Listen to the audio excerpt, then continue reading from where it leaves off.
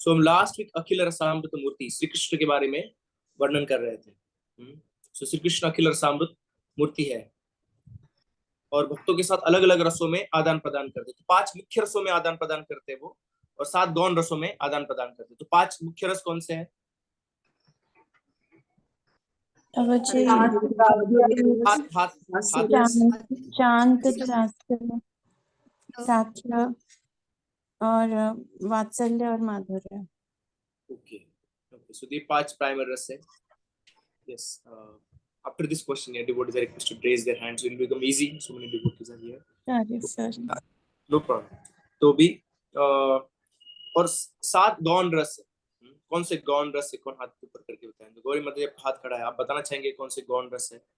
शांत रस है प्रभु जी। नहीं, गौण गौण रस, सेकेंडरी रस। शांत तो मुख्य रस में आएगा ना प्रभु जी? यस, शांत मुख्य रस में।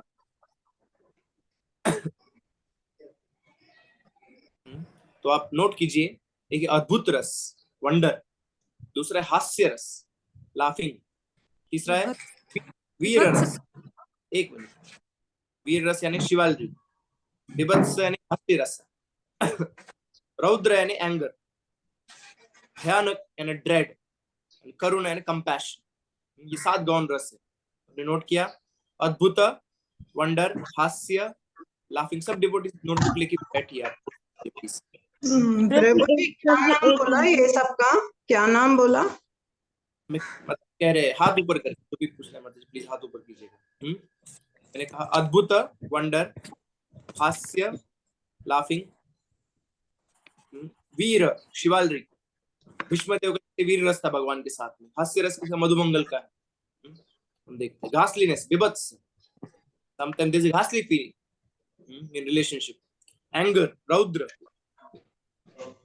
bhayanak, dread, and karuna, compassion. So these are the 7 secondary rasas. So what do you mean? प्रभु जी सबके उदाहरण दीजिए ना। यस, उदाहरण भी देंगे। यस, मैं पहले समझाना चाहता हूँ कि इसमें अंतर क्या है। घासली रसा। प्रभु जी ये सब रस का क्या वर्ड बोला आपने? गौण, कुछ समझ में नहीं। गौण और मुख्य रस, क्या स्पेलिंग क्या है? सेकेंडरी रसा एंड प्राइमरी रसा, ऐसे लिखिए आप। प्राइमरी मीन्स मुख्य, सेकेंडरी मीन्स गौण, GAUN, गौण।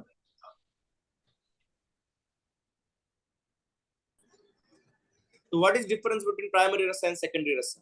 किसी को पता है? हाथ ऊपर कीजिए। व्हाट इज सेकेंडरी रसा?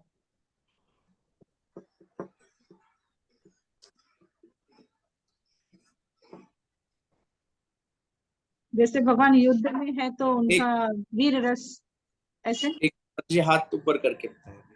अभी गौरी माता जी ने हाथ ऊपर किया, आप बताना चाहेंगे? हास्य रस ये सेकेंडरी रस में आता है। जैसे भगवान उसका के मतलब क्या है? सेकेंडरी रस का मतलब? सेकेंडरी रस का मतलब रीता जैन माता जी, आप बताना चाहेंगे?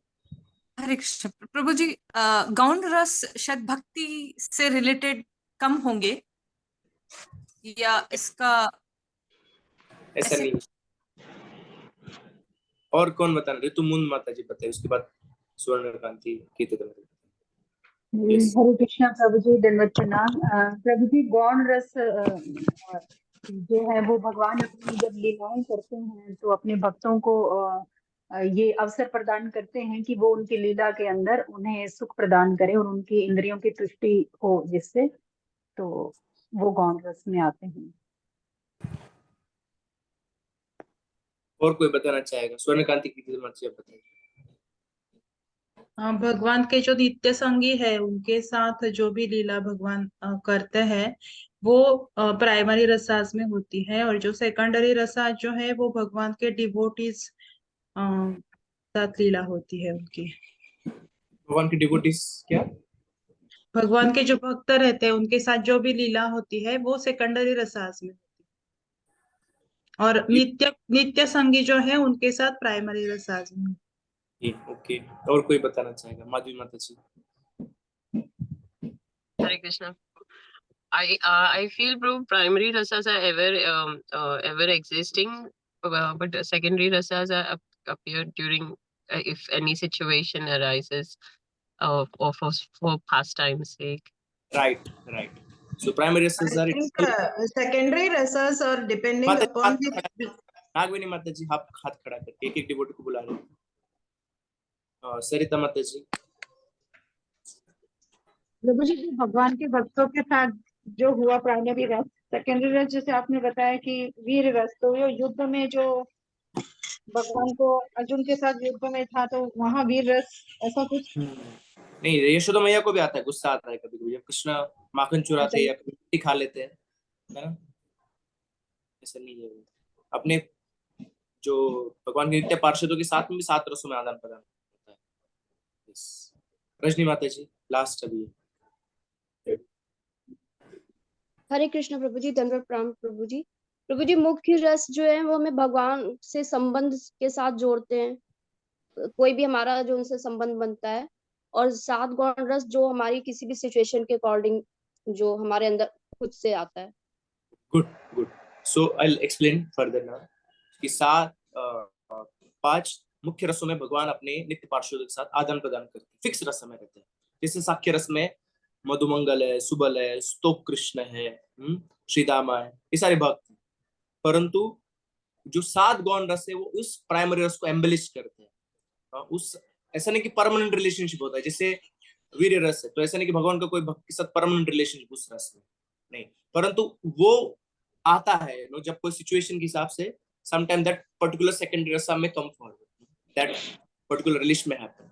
जैसे मैंने कह रहा था कि जब भगवान मिट्टी खाते तो हालांकि वात्सल्य रस में यशोदा मैया, बट उस भाव को और उस वात्सल्य रस को एम्बेलिश करने के लिए, just to decorate, add more flavor to this Vatsalya rasa, there's Raudra also, there is anger also in that. So secondary rasas are supportive rasas for primary rasas. They are not eternal relationship exists between Krishna and devotee in the secondary rasas. तो वो शाश्वत उनके बीच में ऐसा आदान प्रदान नहीं एक ही पर्टिकुलर रस में। तो इस प्रकार से उसको डिफाइन किया गया है कि वो सपोर्ट करते प्राइमरी रसास को। म्यूट कीजिए अभी सब, मानव जी म्यूट कीजिए आपका।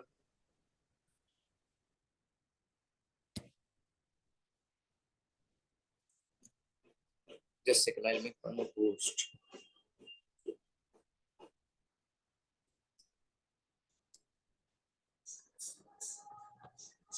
Okay.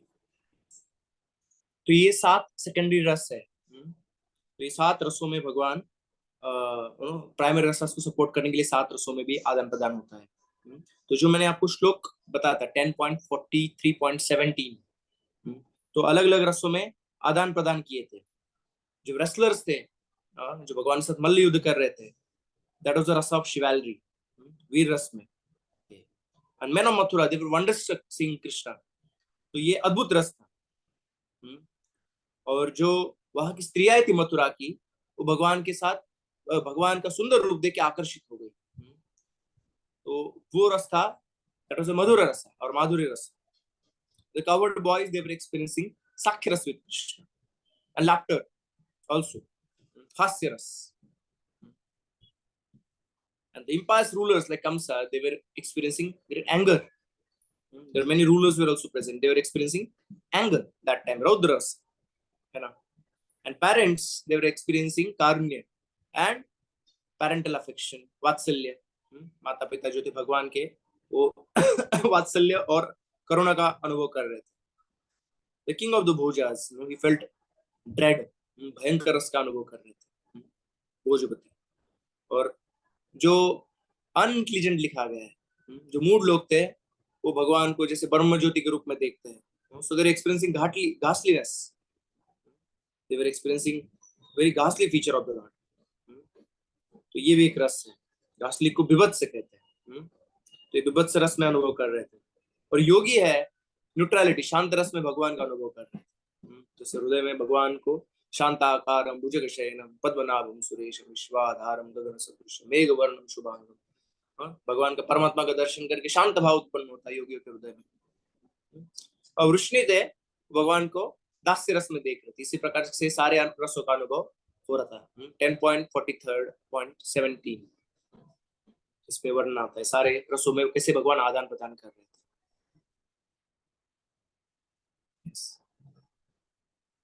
ओके, तो इस प्रकार से भगवान इन सारे रसों में अपने भक्तों के साथ आदान प्रदान करते, इसलिए भगवान को कहा गया अखिल रसामृत मूर्ति। तो नाट्य शास्त्र में भरत मुनि इन रसों का वर्णन करते। तो एक फूल है समझो, उस फूल का आप दो प्रकार से उसका एनालिसिस कर सकते हो। एक एनालिसिस ऐसे कर सकते हो कि चलो फूल में फूलों के अलग अलग भाग है, जैसे पेटल्स है, कार्पल्स है, stigma, androecium, gynoecium, so many parts are there to that flower. And second, artist point of view, the beauty, the fragrance of the flower is there. तो आर्टिस्ट को आप ये फूल में ये पेटल है, कार्पल है, एंड्रोशियम, गाइनोशियम है, ये स्टिग्मा है, ये सब बताएंगे तो उनको उसमें इतना मजा नहीं आएगा आर्टिस्ट लोगों को। They like a poetical description of the flower. उसी प्रकार से भगवान का भी वर्णन दो प्रकार से हम समझ सकते हैं। रस शास्त्र से भगवान का हम वर्णन सीख सकते हैं, और दूसरा technical analysis we can understand, but technical analysis many times may lead to impersonal understanding of the Lord, but Lord is full of rasa, अखिल रसामृत मूर्ति। तो भगवान के साथ संबंध में भक्तों के हृदय में किन रसों का अनुभव भक्त करते हैं, इसका वर्णन यहाँ पे आया है कि इस 12 रसों का अनुभव अलग अलग प्रकार से भक्त करते हैं। तो ये रस शास्त्र के पॉइंट ऑफ व्यू से पहले बार ऐसे भरत मुनि ने तो रस शास्त्र दिया था, और क्या बताता है ये नाट्य शास्त्र कि किस प्रकार से वो एक्टिंग करे कि वो ऑडियंस जो ड्रामा देख रही है उनके हृदय में उस प्रकार का रसों का अनुभूति हो। तो यह पूर्ण वर्णन नाट्य शास्त्र में आता है कि कैसे अभिनय करे, कैसे डायलॉग बोले, जिससे कारुण्य रस लाना चाहिए, सारे ऑडियंस को करुणा रस का अनुभव होना चाहिए। तो इस प्रकार से नाट्य शास्त्र में या रस शास्त्र, नाट्य शास्त्र रस शास्त्र भरत मुनि देते हैं, उसका वर्णन देते हैं। तो पहले बार जो रूप गोस्वामी पाद है उन्होंने श्रीमद् भागवतम और ये नाट्य शास्त्र को सम्मिलित किया, जोड़ा उन्होंने Shrimad Bhagavatam point of view से, इस रस शास्त्र से पॉइंट ऑफ व्यू से उन्होंने उसका एनालिसिस किया, इन रसों के आधार पर उसका उन्होंने एनालाइज किया Shrimad Bhagavatam, and then he has brought out this beautiful literature Bhakti Rasamrita Sindhu. So Krishna is defined as Akhila Rasamrita Murti, इस सारे रसों के भंडार है, metaphorical sense में he is actually full of all these rasas. That's why he's called as the supreme absolute truth, is also called as Raso Vaisa. He is nothing but rasa personified. Okay, so Prabhu, you can share your screen. हम थोड़ा पढ़ेंगे और थोड़ा discuss करेंगे।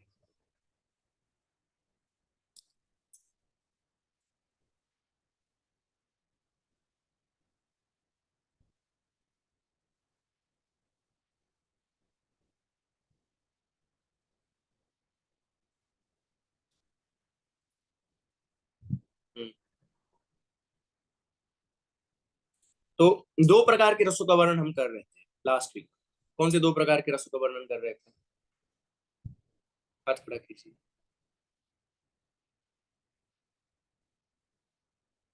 इस गीतांजलि माता जी। प्रभु जी, मुख्य रस और गौण रस। अच्छा, ये भी दो प्रकार के रस है, पर लास्ट वीक हम रीड कर रहे थे एक्चुअली, इसमें दो प्रकार के और रस। गौरी भौतिक और माता जी हाथ खड़ा नहीं किया आपने। नागवेणी माता जी आप बताइए।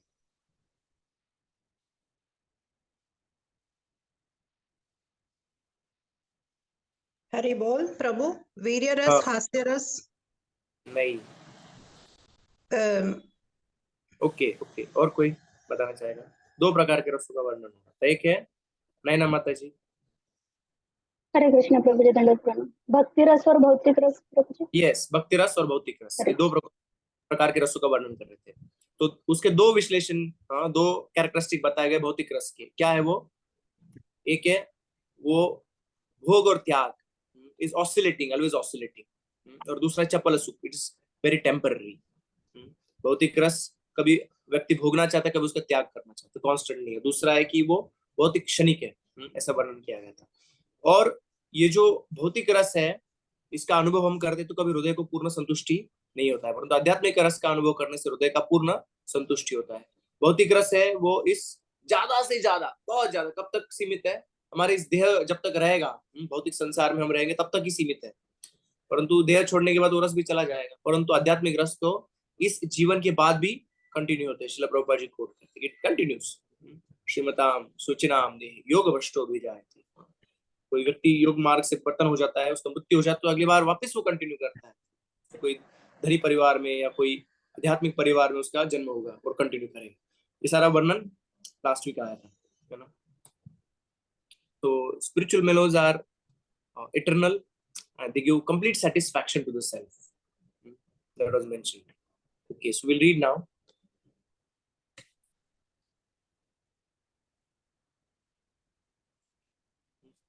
Who'll read? Somebody can volunteer to read. Who'll volunteer? Okay, Gitanjali Mataji. आप एक पैराग्राफ पढ़िए, पल्लवी माताजी और एक पढ़िए paragraph, then Sanskriti will. Bhakti Rasa, however, the mellow, relished in the transcendental loving service of the Lord, does not finish with the end of life. It continues perpetually and is therefore called Amrit, that which does not die but exists eternally. This is confirmed in all Vedic literatures. Bhagavad Gita says that a little advancement in Bhakti Rasa can save the devotee from the greatest danger, that is, missing the opportunity for human life. The rasas derived from our feelings in social life, in family life, or in family life, or in the greater family life of altruism, philanthropy, nationalism, socialism, communism, etc., do not guarantee that one's next life will be as a human being. We prepare our next life by our actual activities in the present life.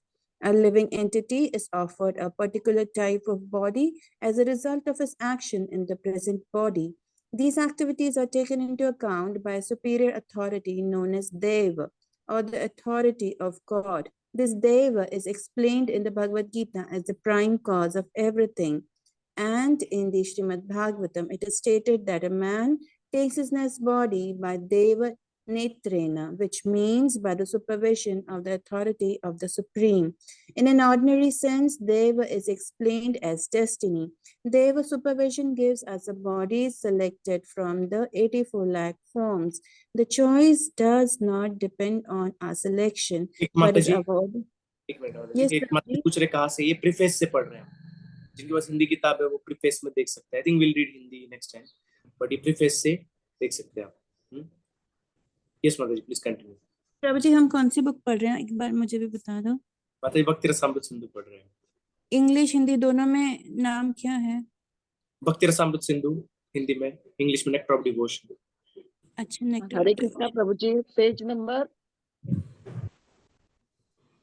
Hindi में 14 में है माता जी, 14 number. Deva supervision gives us a body selected from 84 lakh forms. The choice does not depend on our selection, but is awarded to us according to our destiny. If our body at present is engaged in the activities of Krishna consciousness, then it is guaranteed that we will have at least a human body in our next life. A human being engaged in Krishna consciousness, even if unable to complete the course of Bhakti Yoga, takes birth in the higher divisions of human society so that he can automatically further his advancement in Krishna consciousness.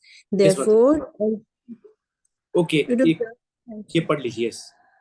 Therefore, all bona fide activities in Krishna consciousness are Amrit or permanent. That is the subject matter of the nectar of devotion. Thank you, Praj. तो पहले हमने, thank you, पहले हमने भक्ति define किया था, भक्ति यानी डिवोशनल सर्विस। और अभी रसामृत की जो भक्ति में जो रस मिलते हैं वो अमृत के समान है। अमृत के दो अर्थ होते हैं यहाँ पे। एक अर्थ होता है अमृत का नेक्टर, वो पूर्ण तरह से संतुष्टि देने वाला है, आनंद देने वाला है। और दूसरा अर्थ होता है अमृत का, वो है eternal. Eternal is it continues. How long it continues? So altruism, philanthropy, इसमें जो मानवतावाद है या समाज सेवा है, इसके सारे रस ये ठीक है, परंतु ये पूर्ण संतुष्टि नहीं दे सकते। और कब तक करते रहेंगे हम ये जीवन चला जाएगा तो कोई गारंटी नहीं है कि अगला जीवन में हमें मनुष्य जन्म नहीं मिलेगा। परंतु भक्ति के मार्ग पे आप थोड़ा सा भी प्रगति करते हो, भगवत गीता श्रील प्रभुपाद जी कोट करते हैं, स्वल्पमपि धर्मस्य त्रायते महतो 2.40 भगवत गीता। ये थोड़ा सा भी इस भक्ति मार्ग पे कोई चलता है तो इस सबसे बड़े खतरे से बच सकता है। और सबसे बड़ा खतरा क्या बताया गया श्रील प्रभुपाद जी के द्वारा उस परपोर्ट में, 2.40 के परपोर्ट में, कि एक प्राणी के योनि में पतन हो जाना है सबसे बड़ा खतरा है। तो कोई भक्ति का थोड़ा भी पालन करता है तो इस सबसे बड़े खतरे से वो बच सकता है। तो ये श्रील प्रभुपाद जी यहाँ पे कोट कर रहे हैं। तो ये 84 लाख योनि में घूमता रहता है। कर्मणा दैव नेत्रेण जंतुर्देह उपपद्यते, श्रीमद् भागवत में श्लोक आता है कि कर्म और दैव से एक व्यक्ति को 84 लाख योनि में एक योनि प्राप्त हो जाती है। पुंसकन रेताश्रय से कहा गया कि the living entity takes shelter of the sperm of man and is injected in the womb of a mother, and then he takes birth in one of the yonis. This 8.4 million species of life, in one of the yonis he takes birth.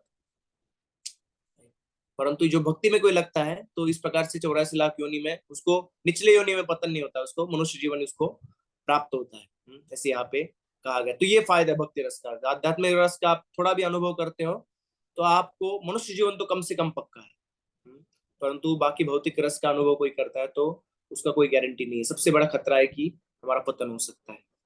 Okay, Pallavi Mata ji read few lines and Saraswati Mata ji read few lines.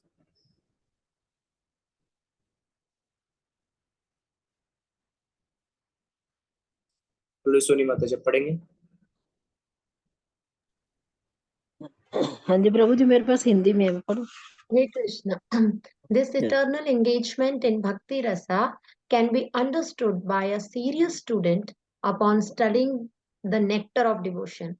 Adoption of Bhakti Rasa or Krishna consciousness will immediately bring one to an auspicious life free from anxieties and will bless one with transcendental existence, thus minimizing the value of liberation. Bhakti Rasa itself is sufficient to produce a feeling of liberation because it attracts the attention of the Supreme Lord Krishna. Generally, neophyte devotees are anxious to see Krishna or God, but God cannot be seen or known by our present material blunt senses. The process of devotional service, as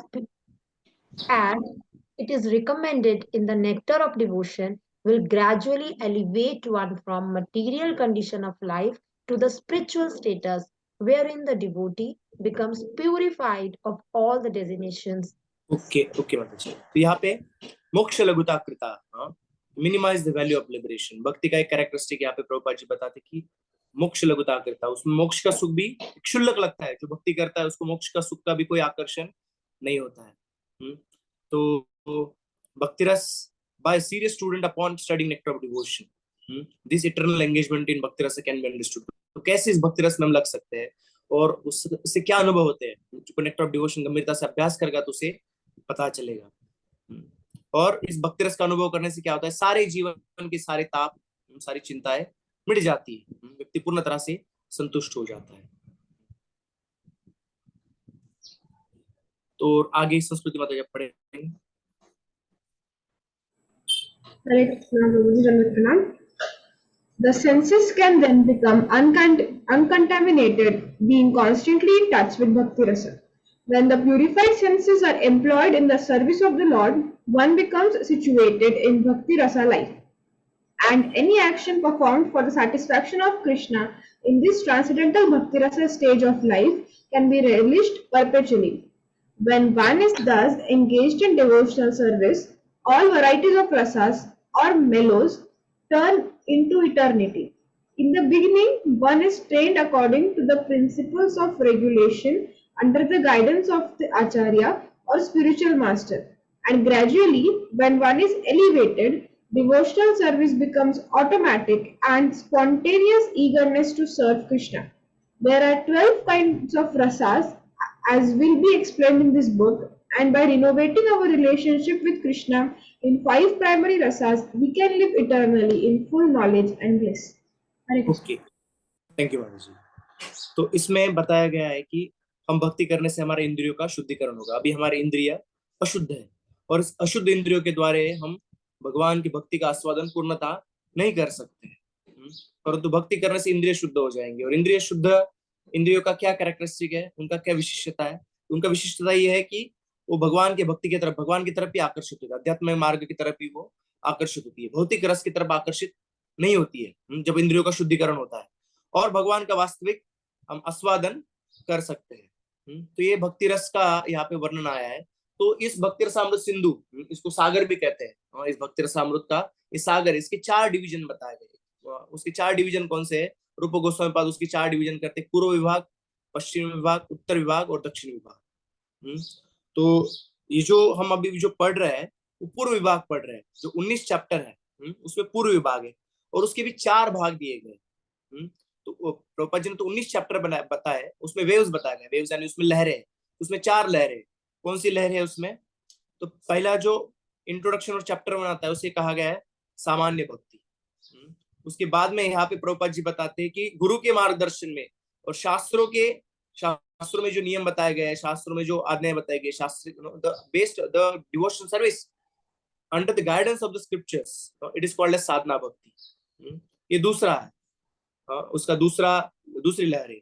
ये 2 से 16 उसके जो अध्याय है, 19 अध्याय में से 216 अध्याय ये साधना भक्ति का वर्णन करते हैं, और 17 और 18 भाव भक्ति का वर्णन करते हैं। Devotion service in ecstasy. So first second is overview of devotion service, और the introduction in the first is overview of devotional service. 2 to 16 is sadhana bhakti और devotional service in practice. और भाव भक्ति 17 और 18 ये 2 अध्याय है, वो डिवोशन सर्विस इन एक्सटेसी। और जो 19वां अध्याय devotion service in love of God, प्रेम भक्ति। इस प्रकार के 4 डिवीजन है, ईस्टर्न ओशन की 4 डिवीजन है, याद रखिएगा, आप लिख भी लिए रहेंगे। सामान्य भक्ति, साधना भक्ति, भाव भक्ति और प्रेम भक्ति। सामान्य भक्ति इंट्रोडक्शन चैप्टर 1, साधना भक्ति 2 to 16 चैप्टर, भाव भक्ति 17-18 अध्याय और प्रेम भक्ति 19वां अध्याय। तो इस प्रकार से प्रभु जी, भागवतम के है क्या? भागवतम के क्या? नहीं, नेक्टर ऑफ डिवोशन। हाँ, नहीं, जो अध्याय जो आप चैप्टर बोल रहे हो ये इसका ही है ना, भक्ति रसामृत? यस। अच्छा, ठीक है। तो इसका विस्तृत वर्णन इसमें। प्रभु जी, सामान्य भक्ति में सिर्फ फर्स्ट चैप्टर है कि आमुख भी है? Introduction on the first chapter is सामान्य भक्ति, the overview of devotional service. सो जब इस प्रकार से साधना भक्ति का हम पालन करते हैं तो भक्ति क्या हो जाती है? Spontaneous. We come to the spontaneous platform, जहां पे हमें ऐसे नहीं कि अभी कोई भक्ति का पालन कर रहा है, क्यों कहता है? अभी करना पड़ेगा। गीता में बताया गया ना कि आपको भगवान को भोग लगाने खाना चाहिए, तो हमको बताया गया इसलिए हम करते हैं। ऐसे नहीं कि हमको बहुत आनंद आता है भगवान को भोग लगाने में, नहीं, परंतु कहा गया है कि हम ऐसे नहीं करेंगे तो पाप लगेगा। तो इसके कारण हम, क्योंकि injunctions, these are the injunctions of scripture, just to follow this rules and regulation we follow, this called as sadhana bhakti. But of course that sadhana bhakti is also meant to please Krishna actually. That understanding has to be there, that it's for the pleasure of Krishna and to be able to rise to the higher platform. वहाँ पर रागानुगा भक्ति, that Krishna please help me rise to the platform of रागानुगा भक्ति. In रागानुगा भक्ति a person is not dependent upon the rules and regulations of scriptures. ऐसे नहीं कि उसको बताना पड़ता है, वो automatically is eager and keen. अभी हम उठते हैं क्योंकि मंगल आरती है, नहीं जाएंगे तो महामंत्र लिखना पड़ेगा, है ना, ऐसा हो सकता है। परंतु ये दीक्षा में बोलेंगे अरे मंगल आरती के लिए नहीं आता तो ये दीक्षा नहीं मिलेगा, no, there might be so many reasons actually. और जो व्यक्ति रागानुगा स्तर पे आ जाता है, उसको भगवान के दर्शन के इतना उसके हृदय में लालसा उत्पन्न होता है कि वो उसके पहले उठ जाता है और सोचता है कि मैं कब मुझे भगवान के दर्शन मिलेंगे। तो इस प्रकार से स्पॉन्टेनियस, पूर्णतः तरह से वो उत्स्फूर्त भाव से भक्ति करता है, तो इसको रागानुगा भक्ति कहा गया है। तो ये सारा अभ्यास हम इसमें करेंगे। तो प्रभुपाद जी यहाँ पे लिखते हैं कि सारे जीवात्माओं का इस भाव है कि वो their general propensity to love someone, परंतु क्या है, अभी हमारा जो प्रेम है वो सीमित है, अभी एक परिवार से सीमित है, या हमारी जाति से सीमित है, या कम्युनिटी से सीमित है, या हमारे राज्य से सीमित है, देश से सीमित है, या मानवता से सीमित है। परंतु इस प्रकार का सीमित प्रेम अपने हृदय को कभी भी पूर्ण संतुष्टि प्रदान नहीं कर सकता है।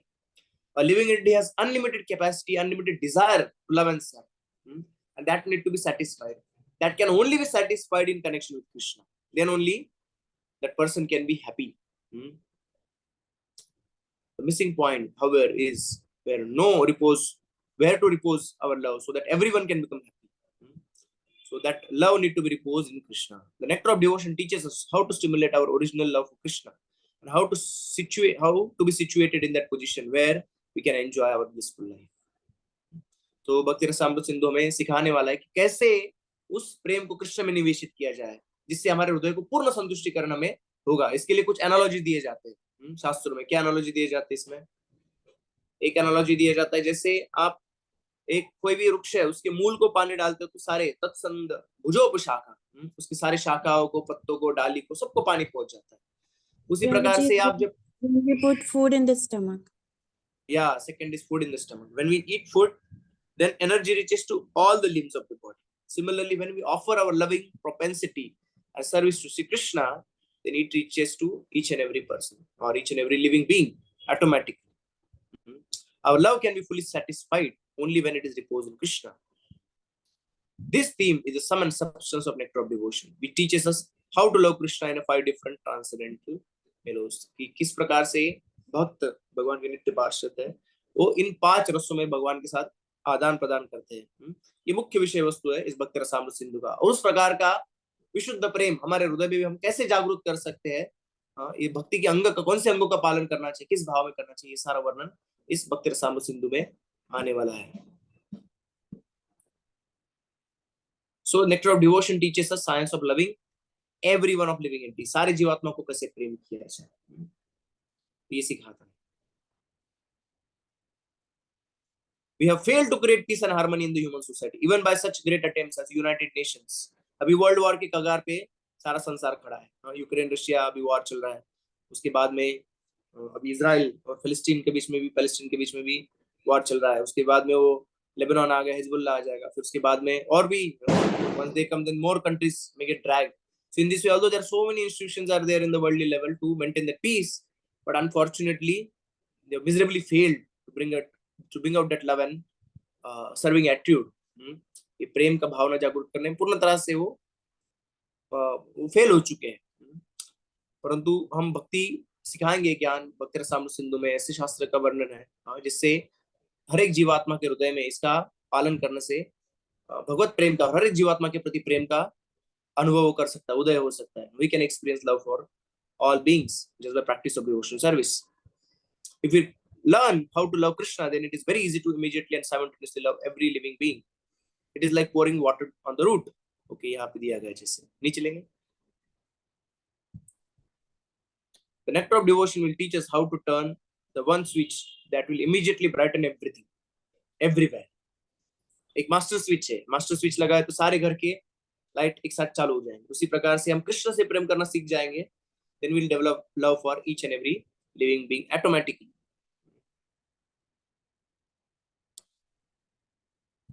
Okay, नीचे लेंगे थोड़ा।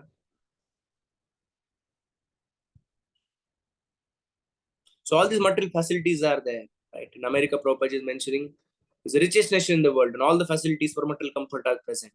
But still, people are living confused and frustrated life. Especially, Prabhupada is giving us this book, Nectar of Devotion, to learn the art of devotional service.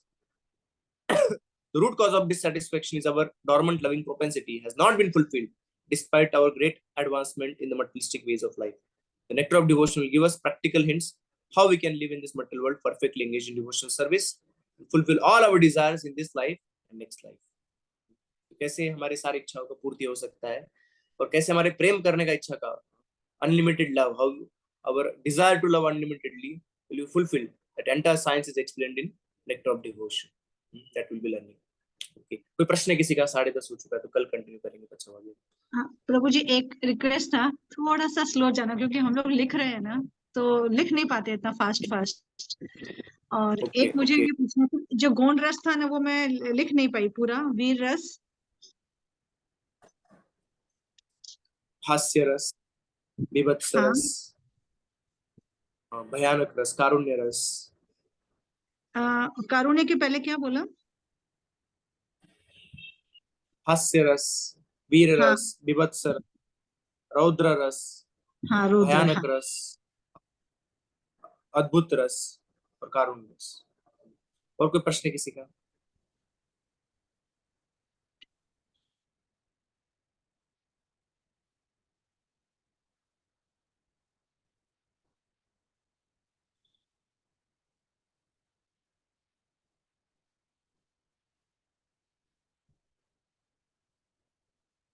Yes.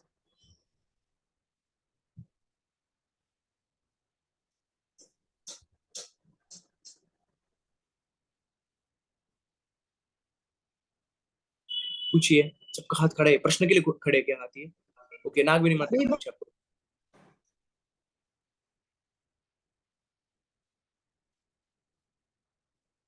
English में करना हो तो बहुत ही डिफिकल्ट पड़ेगा, और ये सब आप नोट्स में देने वाले हो क्या?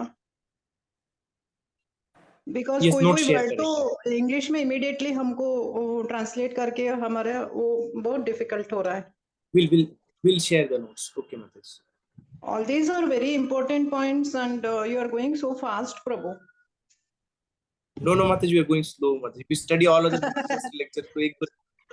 क्योंकि Nectar of Devotion itself is very hard, Prabhu. So first book only you have taken Nectar of Devotion. It is very hard. We are going slow, माता जी। You study online, देखोगे आप क्लासेस एक दो और लेक्चर में खत्म हो आप जाता कल रिकैप लेने वाले हो क्या आज का? आज का बहुत टफ लगा मुझे थोड़ा, not exactly tough but confusing type. माता जी, please refer the recording. We cannot go so much back. Some little bit we may do revision, but recordings are available in the app. Please refer the yes recordings. Prabhu, recording तो मैं सुनती हूँ, but आप Yes. Notes में ये सब points देने वाले हो ना? Yes, we'll share. Okay, thank you. कवयत्री माता जी। हरे कृष्ण प्रभु जी, दंडवत प्रणाम। प्रभु जी, आपने बताया था कि नेक्टर भक्ति रसामृत सिंधु में 4 डिवीजन होते हैं, जैसे पूर्व हो गया, पूर्व लहर, उत्तर लहर, दक्षिण लहर। प्रभु जी, ये जो आपने बताया था इंट्रोडक्शन, सामान्य भक्ति, साधना भक्ति और 17, ये सब कौन सी लहर में आते हैं प्रभु जी? पूर्व, उत्तर, ईस्टर्न में दक्षिण? आता है। ओके प्रभु जी, बाकी जो है हमें सिलेबस में नहीं है एक्चुअली, 19 चैप्टर के बाद में आता है वो, थोड़ा सा हम उसका थोड़ा सा सीखेंगे। When it comes, we'll discuss that. Okay, तो ये 4 जो है प्रभु, सामान्य, साधना, भाव, प्रेम, ये जो है प्रभु जी ईस्टर्न में आता है। ईस्टर्न में आते हैं 4 लहरें। Yes, okay Prabhu ji, thank you Prabhu ji. और कौन सा आगे? गीतांजलि माता, संस्कृति माता जी, उसके बाद गीतांजलि माता जी। यस, संस्कृति। Hare Krishna, Prabhu, Dhanvat Pranam. Prabhuji, actually, I have heard in some other classes that, like, not spiritual classes, that when Lord Krishna was dancing on the head of Kaliya Nag, he was doing Bharatanatyam. So actually, Bharatanatyam came long back before Natya Shastra was written. So this is correct, or is this some just speculation? So these are all eternally existing, Mataji. In spiritual world, all the ragas and all these arts are eternally existing. So, like, can we tell kids that when Krishna was dancing on Kaliya Nag, it was actually Bharatanatyam only? That I don't know which dance he did. Sorry, but these all arts are eternally existing in the spiritual world. That we understand definitely. So it's not also even a 5000. ऐसा भी नहीं है, क्योंकि भगवान तो शाश्वत रूप से आध्यात्मिक जगत में निवास करते हैं। सारी लीलाएं, नृत्य, कथा, गानम, नाट्यम, गमन, वंशी, प्रिय सखी, ये सारा होता ही रहता है आध्यात्मिक जगत में, है ना? So there is no time where it was not existing, so that you can tell. Okay, bro. Then the shloka you said right now, like, where can I find that? Which shloka? Yeah, that is shloka is katha, गानम, वंशी, प्रिय सखी। ये ब्रह्म संहिता, ब्रह्म संहिता में आखिरी में आता है श्लोका। Thank you very much. Okay, Geetanjali माता जी। प्रभु जी, जो सैटरडे संडे का होगा वो कैसा रहेगा? उस दिन हम रिवीजन नहीं करेंगे प्रेयर्स का, कि उस दिन भी क्लासेस होंगे regular? No classes on the weekend. We want to have one class, extra class. After Kartik will plan when we can have one class. That time will be, or in that class we'll be discussing Bhagavad Gita. तो फिर एक आप class message अलग डालेंगे ही ना, क्योंकि Sunday Yes. Temple जाते हैं ना हम लोग। Yes, वो पूछेंगे, सबको पोल लेंगे, और most of the reports available there only will have. Thank you. Sarita Mata ji, उसके बाद राधा मंडली माता जी।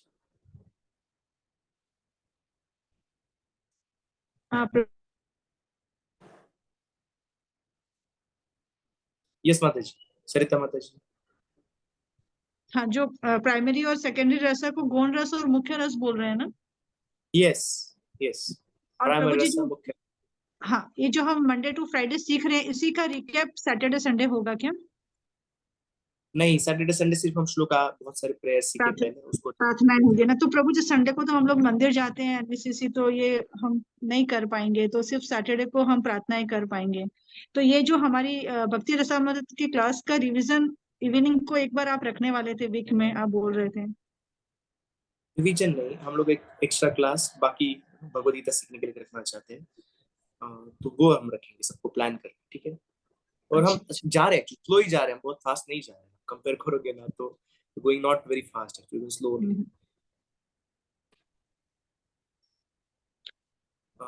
स्वर्णकांति कीर्तिदा माता जी और राधा मंडी माता जी। हरे कृष्ण प्रभु जी, दया और कारुण्य रस सेम ही है क्या प्रभु जी? Karuna ras, compassion. Yes, no, this has been translated similarly here. That they're feeling that compassion on Krishna. When Krishna is, let's say, in the coils of Kalia, that time the Yashoda Maiya is experiencing Karuna rasa. She's experiencing compassion. Okay Prabhu ji, Hare Krishna. Hare Krishna दंडवत प्रणाम प्रभु जी। प्रभु जी, ये जब हम लोग पढ़ रहे हैं NOD, तो उसी के साथ में कुछ क्वेश्चंस भी होते हैं ना जो हमको एग्जाम के तौर पे लिखने होते हैं, तो वो क्या हमको इनिशियली मिल जाएंगे तो हम लोग वही वो शेयर करेंगे पक्का। This week we'll sharing the question. Yes Prabhu ji. और एक जस्ट एक सजेशन सबके लिए, जैसे प्रभु जी ने स्टार्ट कर दिया है तो हम सब लोग भी बुक लेकर, हमारा जैसे प्रभु जी ने कर लिया है, पढ़ा के हो गया है, तो मे बी अगर हम लोग भी अपने आप से भी घर में थोड़ा सा वो बुक पढ़ लेंगे तो उसके बाद नेक्स्ट क्लास के लिए हमारे पास डाउट्स रहेंगे, हो सकता है हम लोगों को थोड़ा इजी भी लगने लगेगा करके। जो अभी जैसे नागवेणी माता जी बोल रही बहुत डिफिकल्ट लग रहा है, तो स्वाध्याय थोड़ा सा हम लोग करेंगे तो may be it will be little easy on प्रभु जी also. So thank you so much. All devotees are requested to study at home actually. तो आपने, क्योंकि अभी हम कुछ पार्ट नहीं पढ़ रहे हैं, तो आप आराम से पढ़ सकते हो। और ये भी है कि आप पर्सनली पढ़ोगे तो wherever you want to take a pause and deeply contemplate or refer something more, ask questions, then that you can do in a personal study only. That cannot happen in this class. Also, we'll be making some groups actually where you can all study together. तो ये week में that also I'll inform how we make a groups. Okay. प्रभु जी, एक just आपसे पूछना था कि जब हम लोग पढ़ रहे हैं तो वो क्वेश्चंस अगर रहेंगे तो उस हिसाब से हम लोग हमारे आंसर्स ढूंढना शुरू कर सकते हैं और राइट करना शुरू कर दें। यस, तो आप पहले से क्वेश्चन पढ़ लीजिएगा क्लास सुनने से पहले और पढ़ने से पहले, तो इससे आपके ऑलरेडी माइंड में रहेगा कि क्वेश्चन के यहाँ पे आंसर है जब वो आंसर आएगा। Alright Prabhu ji, thank you so much. पढ़ाई करना नहीं पड़ेगा एग्जाम के लिए। Yes Prabhu ji, thank you so much. Last Nagaveni Mata ji आप वापस यस प्रभु जी। हरे कृष्णा प्रभु, माधुर्य रस तो इम्पोर्टेंट रसों में से है ना, और मधुर रस भी प्राइमरी रस में, या प्राइमरी रस में, और मधुर रस ये भी है क्या प्रभु सेकेंडरी में? नो, इस प्राइमरी ओनली, मधुर और माधुर्य एक ही हम कह रहे हैं। अच्छा, एक ही है ना वो, या थैंक यू, हरि बोल। Okay, so fully we have answered all the questions. Thank you very much. Please continue. और जैसे मैंने कहा कि जो devotees register नहीं किए officially, those who don't want to give exams, the BVRV exams, आप separately registration कीजिए. Will create a form, Google form, और आपका भी MCQ type का कोई simple exam होगा, right? So that you also study seriously, and those who maintain the attendance and those who give all these exams, they will also get certificate. Even you're not paying and registering, but I wish that you also seriously study these books and meditate thoroughly on the content and maintain your attendance. So for this reason, we'll have separate registration for other devotees who are not registering with BVRV. Okay, Radha Mandli Mataji. Prabhuji, by mistake it might have. Or maybe I didn't take my hand down. I'm so sorry for that. Okay. Okay, मैं quickly comments देखता हूँ, chat देखता हूँ, chat में कुछ है क्या? Okay.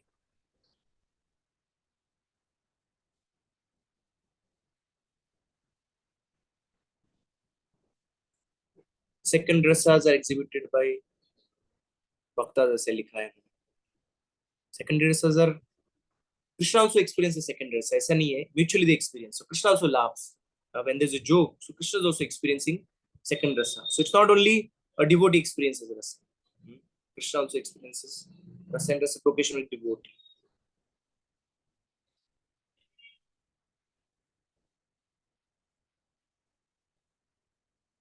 Okay. Hare Krishna. Sadhana bhakti is Vaidhi bhakti. Yes, it's called as Vaidhi bhakti. विधि के अनुसार भक्ति करते तो वैदिक भक्ति कहा गया। तो शास्त्रों के विधि विधानों के अनुसार जो भक्ति करते हैं वो वैदिक भक्ति, वही साधना भक्ति। रिकॉर्डिंग ऐप में मिलेगा, आप कैसे डाउनलोड करना है वो आप ग्रुप में चेक कीजिएगा। ओके,